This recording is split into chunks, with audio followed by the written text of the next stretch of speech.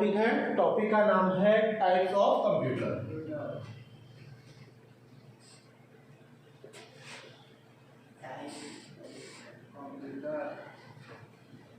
Types of computer, computer के प्रकार। Types of computer it means classification की computer को कितने भागों में बांटा गया है उसके बारे में हम यहाँ पे बात करेंगे। तो मैंने बताया कंप्यूटर को मुख्यतः 3 प्रकार से बांटा गया है। कितने टाइप से बांटा गया है? 3 टाइप्स, 3 टाइप्स। कितने प्रकार से बांटा गया है? 3 प्रकार से मुख्यतः है बांटा गया है। अब वो 3 प्रकार कौन से हैं आपके, उनके बारे में बात करते हैं। सबसे पहला जो टाइप है आपका, पहला टाइप है बेस्ड ऑन एप्लीकेशन। सेकंड जो इसके बाद में आता है आपका बेस्ड ऑन पर्पस।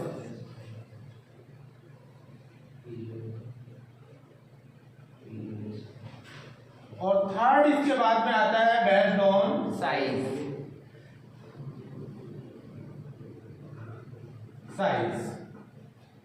ये 3 प्रकार से मुख्यतः कंप्यूटर को वर्गीकृत किया गया है। अब सबसे पहला आता है बेस्ड ऑन एप्लीकेशन। एप्लीकेशन के आधार पर या अनुप्रयोग के आधार पर कंप्यूटर को मुख्यतः 3 भागों में बांटा गया है। नंबर फर्स्ट जो है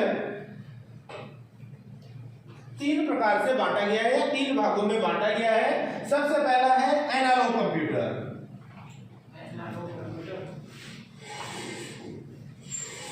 number 2 digital computer.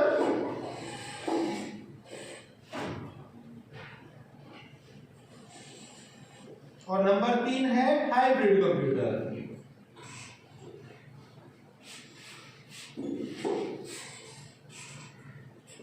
Hybrid computer. तो सबसे पहले हम इसके बारे में बात कर लेते हैं। तो नंबर फर्स्ट पॉइंट लगा लो बेस्ड ऑन एप्लीकेशन, और उसके पार्ट है आपके एनालॉग कंप्यूटर, डिजिटल कंप्यूटर और हाइब्रिड कंप्यूटर। इनको साथ साथ लिखते रहा करो, एनालॉग कंप्यूटर, डिजिटल कंप्यूटर और हाइब्रिड कंप्यूटर। अब थोड़ा ध्यान देना आप लोगों को। सबसे पहले बात होती है एनालॉग कंप्यूटर के बारे में। तो एनालॉग का मतलब समझते हो क्या? एनालॉग का मतलब क्या होता है? आपने घड़ी देखी है, घर पे दीवार घड़ी अपनी लगी हुई है, उसमें सुइयां टिक टिक टिक टिक करके चलती है कि नहीं? तो वो है आपकी एनालॉग घड़ी। कौन सी घड़ी है? एनालॉग। उसके बाद में आ जाती है बात डिजिटल घड़ी। डिजिटल यानी डिजिट, DIGIT, डिजिट। डिजिट का मतलब क्या होता है? अक्षर। जो हाथ में बंद हो।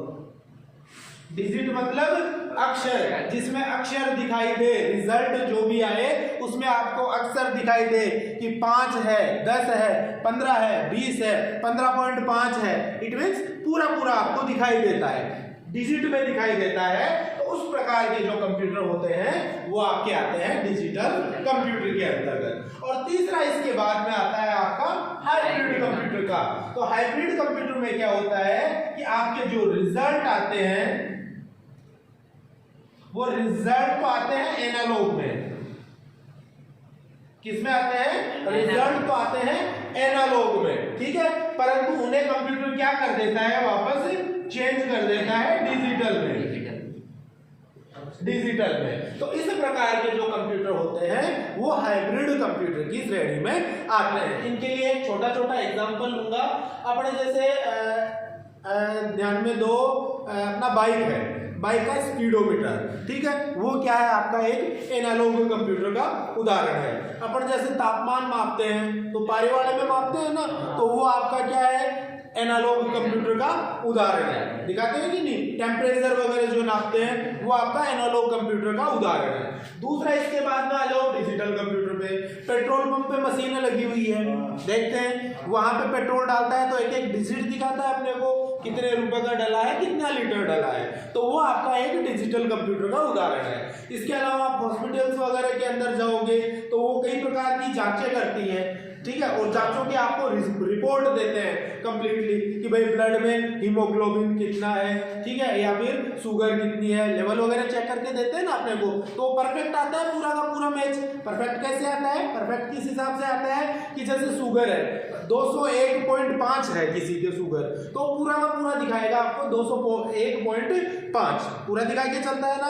मगर टेम्परेचर अगर अपन मापते हैं या बाइक का स्पीडोमीटर अगर अपन देखते हैं तो उसमें देखा करो बाइक जैसे चल रही है, ये जैसे स्पीडोमीटर है, ये 0, ठीक है, 20, 40, 60, 80, 100 और 120, ठीक है। यहाँ पे आपकी घड़ी लगी हुई है, यहाँ पे आपकी घड़ी लगी हुई है। अब जैसे 40 की स्पीड में चल रही है तो घड़ी यहाँ पे है, कहाँ है? यहाँ पे है। तो एवरेज अपने को पता चल रहा है कि लगभग 40 है। इट मीन्स वो 41 भी हो सकती है और 39 भी हो सकती है। परफेक्टली नहीं कह सकते ना अपन। तो यहाँ जो एनालॉग कंप्यूटर में जो रिजल्ट मिलते हैं वो लगभग वाले रिजल्ट होते हैं। कौन से वाले रिजल्ट होते हैं? लगभग वाले, यानी एवरेज मान या एवरेज रिजल्ट हमें उसका पता चलता है। दूसरा आता है इसके बाद में डिजिटल कंप्यूटर। अब नई वाली भाई साहब ने नई पल्सर खरीदी है 220 सीसी वाली, तो उसके अंदर ये एनालॉग वाला झंझट ही खत्म हो गया, उसके अंदर तो डिजिटल वाली घड़ी बनी हुई आ गई और उसने चलाया 109 की स्पीड में, तो यहाँ आएगा 109 पॉइंट, आगे कितनी चल रही है? जैसे 05 चल रही है तो रिजल्ट आ रहा है 05, पूरा दिखा के चलती है, पूरा दिखा के चलती है ना, तो वो आपका जो कंप्यूटर हो गया वो कौन सा हो गया?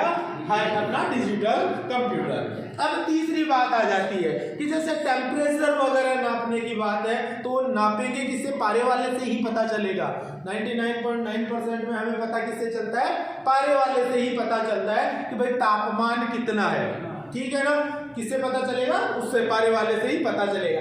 या दूसरा देखिए अपन पहले जैसे सब्जियां वगैरह तुलाते थे तो बांट आता था, ठीक है, 1 किलो का, आधा किलो का, ठीक है ना, बांट से पता चलता था, ठीक है। बाद में आ गया वो मशीन आ गई जिसके अंदर डिजिटल में लिखा हुआ आता है, तो वो पहले भार को तोलती है, तो पहले तो उसका रिजल्ट किस में आता है? एनालॉग में आता है। किस में आता है? एनालॉग के अंदर रिजल्ट आता है और एनालॉग रिजल्ट को वो कन्वर्ट करता है। कंप्यूटर क्या करता है? एनालॉग रिजल्ट को कन्वर्ट करता है या बदलता है किसमें? डिजिटल के अंदर, ठीक है। तो इस प्रकार के जो कंप्यूटर होते हैं उन्हें हाइब्रिड कंप्यूटर की श्रेणी में रखा जाता है, ठीक है। तो ये जो है ये तो मापन के अंदर काम आते हैं। जो एनालॉग कंप्यूटर है ये मापन में काम में आते हैं और डिजिटल कंप्यूटर जो है ये मेनली हॉस्पिटल्स वगैरह के अंदर काम में लिए जाते हैं। और हाइब्रिड कंप्यूटर के अंदर आप पेट्रोल पंप भी काम में जो मैंने बताया वो भी आपका एग्जांपल सेट होता है। दूसरा आप हॉस्पिटल्स के अंदर भी दिखा सकते हो, ईसीजी वगैरह वो जांचें कराते हैं ना अपन, वो सारे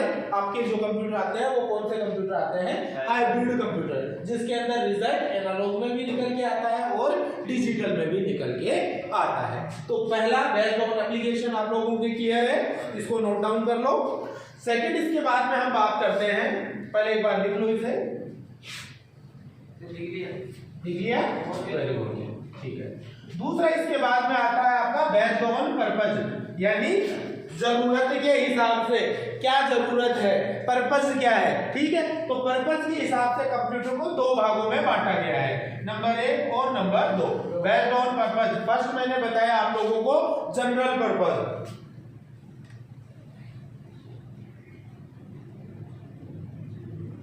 पहला कौन सा बताया मैंने आप लोगों को? जनरल पर्पज, सामान्य उद्देश्य कंप्यूटर और पर्पज। तो सेकंड है आपका स्पेशल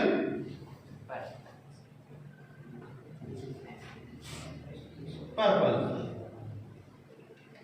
ठीक है। तो 2 प्रकार आपके यहां हो गए हैं, बेस्ड ऑन पर्पज, पर्पज के आधार पर, ठीक है, या फिर जरूरत के आधार पर। तो जरूरत जो होती है, एक तो होती है सामान्य जरूरत और एक होती है स्पेशल जरूरत, ठीक है। तो उसके आधार पर कंप्यूटर को 2 प्रकार से बांटा गया है।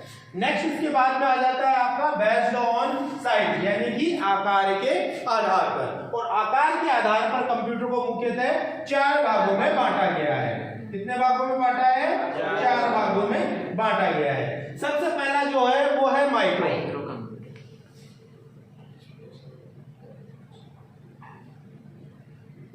नंबर 2 इसके बाद में आता है माइक्रो के बाद में main frame, mini computer. Next इसके बाद में मेनफ्रेम, और लास्ट है इसके बाद में सुपर।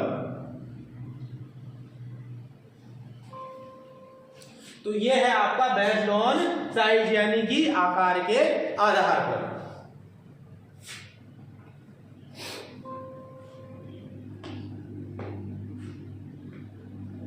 बेस्ड ऑन साइज, आकार के आधार पर।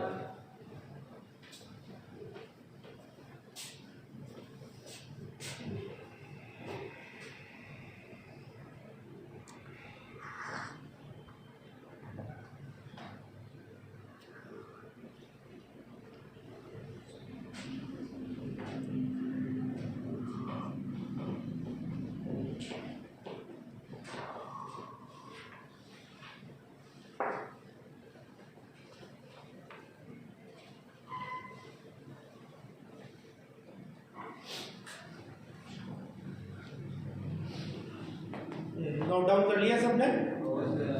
ठीक है, पहला आपके क्लियर है बेस्ड ऑन एप्लीकेशन। इसमें कोई समस्या है तो बोलो।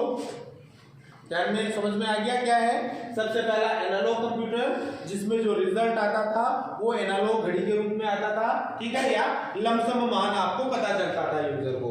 दूसरा आया इसके बाद में डिजिटल कंप्यूटर, उसमें जो रिजल्ट आता था वो फिक्स रिजल्ट आता था, निर्धारित रिजल्ट आता था। और तीसरा इसके बाद में आया hybrid computer. Hybrid computer analogue result भी देता था और अपना डिजिटल रिजल्ट भी देता है। तो ये तो हो गया आपका बेस्ड ऑन एप्लीकेशन। सेकंड इसके बाद में है बेस्ड ऑन पर्पस। पर्पस के आधार पे आपका है पहला जनरल पर्पस और दूसरा है स्पेशल पर्पस। जनरल पर्पस सामान्य उद्देश्य के लिए, जैसे हम कंप्यूटर काम में ले रहे हैं, ये एज ए आपका क्या हो गया? सामान्य उद्देश्य। मोबाइल आप काम में ले रहे हो, सामान्य उद्देश्य हो गया, ठीक है। पर स्पेशल पर्पस कहाँ पे कहेंगे? स्पेशल पर्पस आप कह सकते हो हॉस्पिटल्स वगैरह के अंदर आप जो कंप्यूटर काम में ले रहे हो वो आपकी स्पेशल पर्पस, यानी कि वहां उसकी जरूरत है। आपने घर पे कंप्यूटर खरीदा और क्या काम में लिया? गेम खेलने में काम में लिया, ठीक है, तो हो गया सामान्य उद्देश्य। टाइपिंग के लिए लिया, वो आपका हो गया सामान्य उद्देश्य। एक कंपनी के अंदर कंप्यूटर लिया जा रहा है और वहां कंपनी का काम किया जा रहा है, तो वो हो गया आपका विशेष उद्देश्य या स्पेशल पर्पस। तो ये हो गया एज बेस्ड ऑन पर्पस। तीसरा इसके बाद में आ जाता है बेस्ड ऑन साइज। ये आपने उतार लिया है तो मैं उसको थोड़ा सही से समझाऊंगा, कर दूं, ठीक है।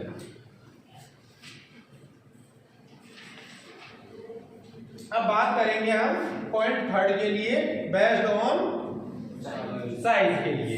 अब साइज जो है वो चार प्रकार बांटे गए हैं। साइज के आधार पर कंप्यूटर को चार भागों में बांटा गया है। सबसे पहला है आपका माइक्रो कंप्यूटर, तो मैंने नंबर 1 लगा दिया है माइक्रो कंप्यूटर।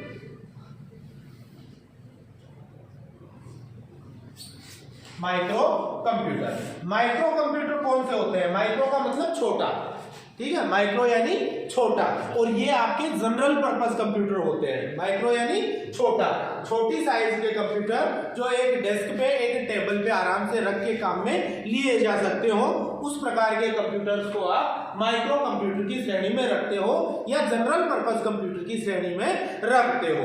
इसके अंदर क्या क्या आएगा? माइक्रो कंप्यूटर के अंतर्गत आते हैं आपके पर्सनल कंप्यूटर,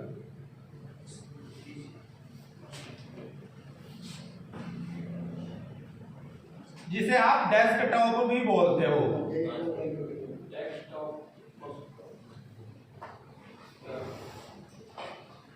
या पीसी भी बोलते हो, पर्सनल कंप्यूटर।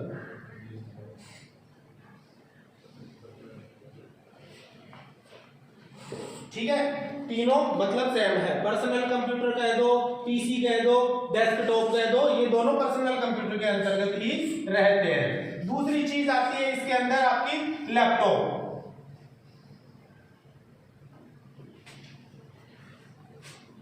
स्मार्टफोन,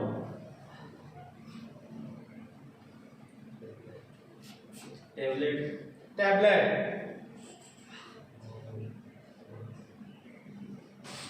ठीक है, और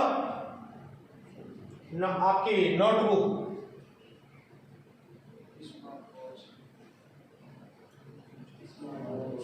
ठीक है।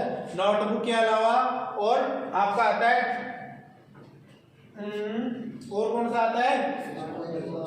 हाँ, स्मार्ट वॉचेस वगैरह जो एप्पल की वॉचेस आती है ना, वो इसी की कैटेगरी के अंतर्गत आती है। काफी है मेरे हिसाब से। तो सबसे पहला आपका माइक्रो कंप्यूटर, जो आसानी से एक डेस्क पे रखा जा सकता है या आसानी से एक जगह से दूसरी जगह पे ले जाया जा सकता है। इस प्रकार के कंप्यूटर आपके माइक्रो कंप्यूटर की श्रेणी में रखे गए हैं। दूसरी चीज, ये जो है ये जनरल पर्पस कंप्यूटर होते हैं और इनकी जो स्टोरेज कैपेसिटी होती है और प्रोसेसिंग कैपेसिटी होती है, इनकी जो कैपेसिटी है, इनकी कैपेसिटी के बारे में बात करें तो इनकी नॉर्मल कैपेसिटी रहती है। जो स्टोरेज और प्रोसेसिंग, जो इनकी स्टोरेज कैपेसिटी और प्रोसेसिंग कैपेसिटी जो होती है वो बिल्कुल क्या रहती है? नॉर्मल, यानी सामान्य श्रेणी के कंप्यूटर अपने आ गए हैं। ठीक है, तो माइक्रो कंप्यूटर में आपको ध्यान में रखना है कि जनरल पर्पस कंप्यूटर होते हैं जिन्हें आप एक जगह से दूसरी जगह आसानी से ले जा सकते हो और ला सकते हो। ठीक है, और इनकी जो स्टोरेज संग्रहण क्षमता होती है वो बिल्कुल सामान्य होती है और इनकी जो प्रोसेसिंग स्पीड जो होती है वो प्रोसेसिंग स्पीड भी क्या होती है? नॉर्मल या सामान्य रहती है। तो इस प्रकार के कंप्यूटर किस कैटेगरी में आएंगे? माइक्रो कंप्यूटर की कैटेगरी में रखे जाएंगे। इसके बाद में आपका जो सेकंड आता है वो है मिनी कंप्यूटर।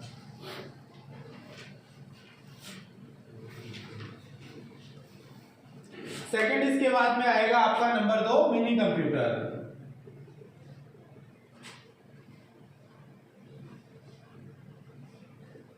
मिनी कंप्यूटर आपको देखने को मिल जाएंगे आपके जैसे बैंकिंग सेक्टर में जाओगे, ठीक है, तो छोटे मोटे बैंक जो हैं उनके अंदर जो कंप्यूटर लगे हुए रहते हैं वो मिनी कंप्यूटर लगे हुए रहते हैं। ठीक है, या फिर आप देखोगे कोई बड़ी संस्था है, उस संस्था के अंदर आपको जो कंप्यूटर मिलेंगे वो मिनी कंप्यूटर मिलेंगे। मिनी कंप्यूटर में होता क्या है? अब इनमें क्या होगा, ये जो आप लिस्ट देख रहे हो इसमें क्या होगा? धीरे धीरे ग्रो होगा, GROW, ग्रो होगा up to low, upper side to lower side. यानी ऊपर से नीचे की तरफ इनमें ग्रो होता जाएगा।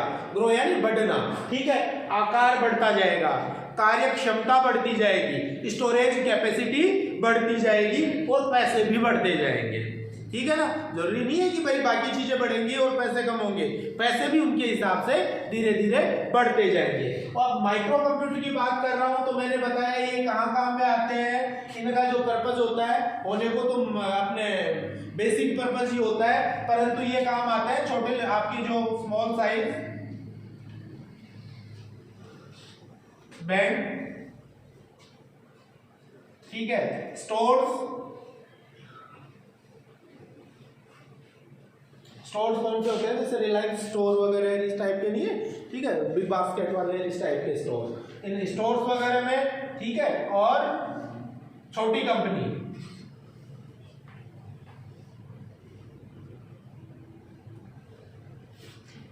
इनके अंदर आपके जो कंप्यूटर लगे हुए रहते हैं वो मिनी कंप्यूटर की श्रेणी में आते हैं। इनके अंदर आपका जो माइक्रो कंप्यूटर है, माइक्रो कंप्यूटर से ज्यादा होता है स्टोरेज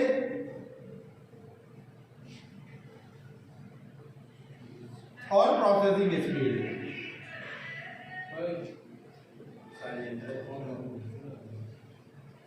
ठीक है, इन कंप्यूटर्स की प्रोसेसिंग स्पीड और संग्रहण की क्षमता किससे ज्यादा होती है? माइक्रो कंप्यूटर से अधिक होती है। तो यहाँ आपको लिखना है मिनी कंप्यूटर जो है वो कहाँ काम में लिए जाते हैं? कोई स्मॉल साइज के बैंक हुए, स्टोर्स हुए, या कोई छोटी कंपनी जो होती है उनमें जो कंप्यूटर काम में लिए जाते हैं वो मिनी कंप्यूटर होते हैं। और मिनी कंप्यूटर जो है ये माइक्रो कंप्यूटर से अधिक तेज होते हैं। इनकी स्टोरेज यानी संग्रहण क्षमता माइक्रो कंप्यूटर की तुलना में अधिक होती है और इनकी प्रोसेसिंग स्पीड भी माइक्रो कंप्यूटर की तुलना में अधिक होती है। प्लस पैसा, ठीक है ना, इनकी जो लागत होती है वो लागत भी आपकी माइक्रो कंप्यूटर की तुलना में अधिक होती है। तो ये आपको ध्यान में रखना है कि ये किसके हिसाब से बांटा जा रहा है, साइज। तो धीरे धीरे साइज बढ़ेगी, कार्य क्षमता बढ़ेगी, ठीक है, स्टोरेज कैपेसिटी बढ़ेगी और लागत बढ़ेगी।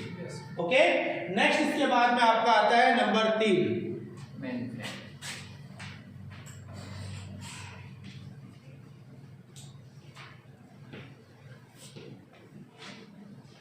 Number 3 main frame computer. Main frame computer.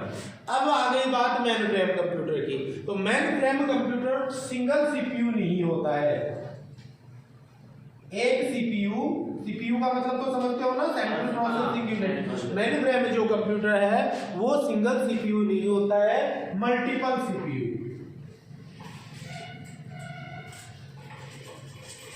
Main frame computer में क्या होता है, मल्टीपल सीपीयू होता है, एक से ज्यादा सीपीयू होते हैं। जैसे आप लोग कैबिनेट देख रहे हो, आपके जो नॉर्मल पीसी है, पर्सनल कंप्यूटर है, उसमें हम देखते हैं तो एक छोटा सा बॉक्स है, उस बॉक्स के अंदर आपका सीपीयू, आपका प्रोसेसर, आपका मदरबोर्ड, ठीक है ना, आपकी रैम, आपकी हार्ड डिस्क, वो सारी उस छोटे से बॉक्स के अंदर आ जाती है।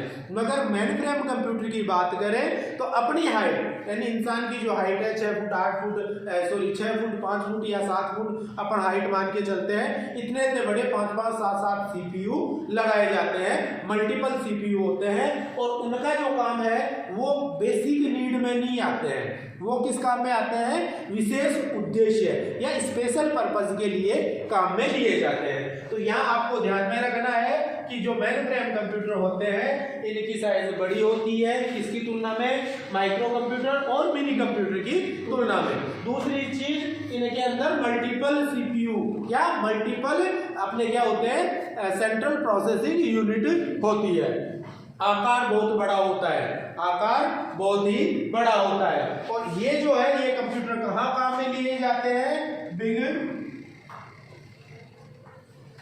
साइज ब्रांड्स, ठीक है, और कंपनीज आदि, ठीक है। बड़े बैंकों में और बड़ी कंपनियों के अंदर जो कंप्यूटर लगे हुए होते हैं वो कौन से कंप्यूटर होते हैं, मेन फ्रेम कंप्यूटर होते हैं। और इनकी जो स्टोरेज कैपेसिटी और processing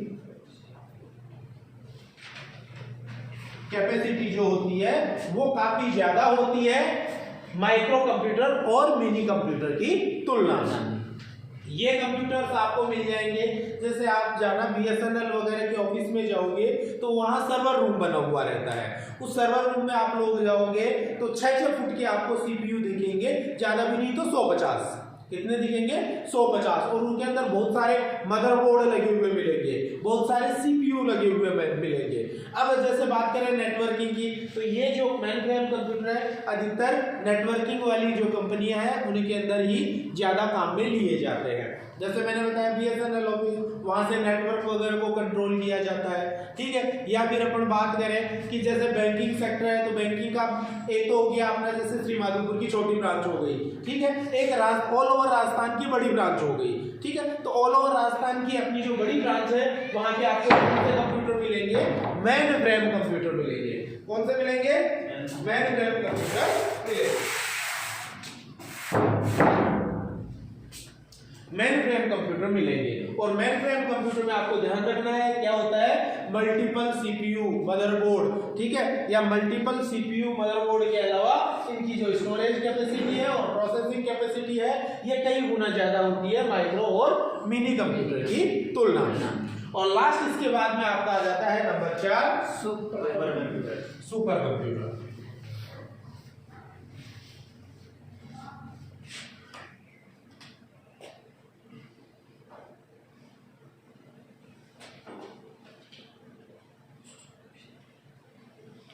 super computer special purpose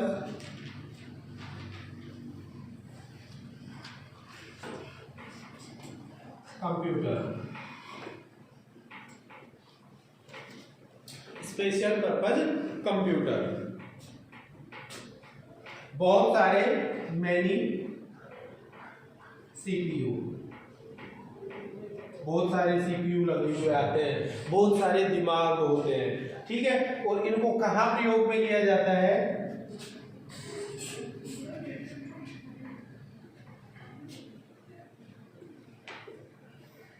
science laboratory,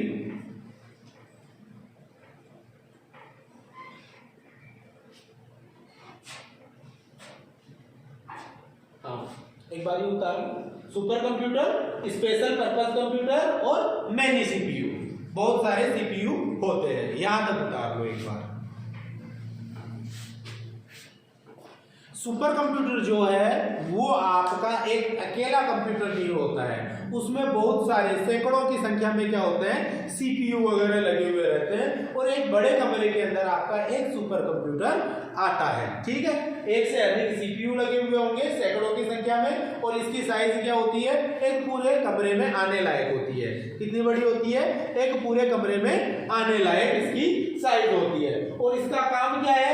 special purpose में, भाई सामान्य रूप में तो काम में नहीं ले सकते, लाखों रुपए का एक सुपर कंप्यूटर बनता है, ठीक है, लाखों रुपए का एक सुपर कंप्यूटर बनता है, तो बेसिक पर्पज में तो वैसे भी नहीं आएगा, जनरल पर्पज में तो वो वैसे भी नहीं आएगा, वो किसी एक काम में लिया जाएगा स्पेशल पर्पज, जैसे अनुसंधान वगैरह के अंदर काम में लेते हैं, ठीक है, रॉकेट वगैरह छोड़ते हैं, ठीक है, तो वहां पे जो कंप्यूटर लगे हुए रहते हैं वो आपके सुपर कंप्यूटर ही लगे हुए रहते हैं। मौसम विज्ञान के अंदर आपका सुपर कंप्यूटर काम में लिया जाता है, या बहुत बड़ी कंपनी है, ठीक है, तो उनके पास क्या होता है, ये सुपर कंप्यूटर लगा हुआ रहता है या काम में लिया जाता है। तो यहाँ आपको ध्यान में रखना है कि साइंस और लेबोरेटरी के अंदर और कहाँ बताया मैंने,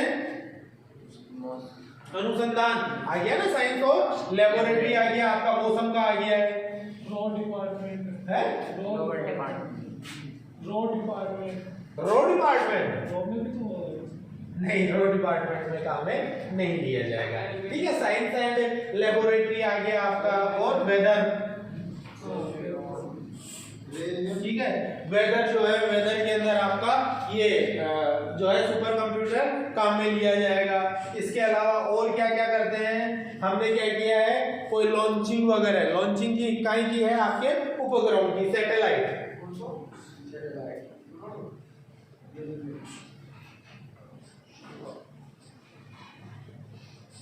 आदि के अंदर क्या किसे काम में लिया जाता है, सुपर कंप्यूटर को काम में लिया जाता है।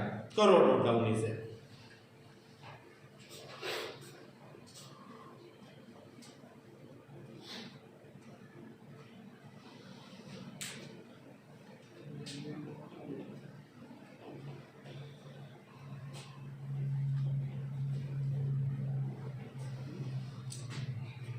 तो ये बात की है हमने किसके लिए, बेस्ड ऑन साइज, यानी आकार के आधार पर कंप्यूटर को कितने भागों में बांटा गया है, ठीक है।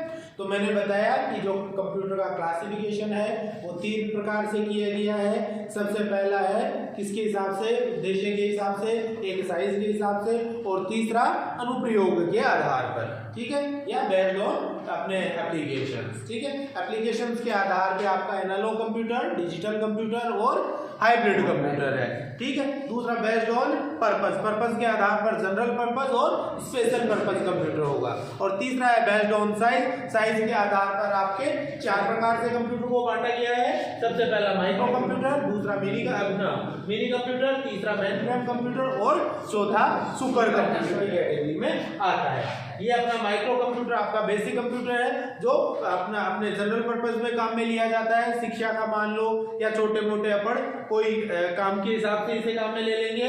दूसरा आता है मिनी कंप्यूटर जो छोटी मोटी कंपनियों के अंदर और बेसिक स्टोर्स में काम में लिया जाएगा। मेनफ्रेम कंप्यूटर कोई बड़ी कंपनियों के अंदर काम में लिया जाएगा। और जो सुपर कंप्यूटर है इसका मेन काम क्या होता है, वैज्ञानिक गणनाओं में ये काम में लिया जाता है, वैज्ञानिक गणनाओं के अंदर ये काम में लिया जाता है। तो ये था आपका कंप्यूटर का क्लासिफिकेशन, ओके।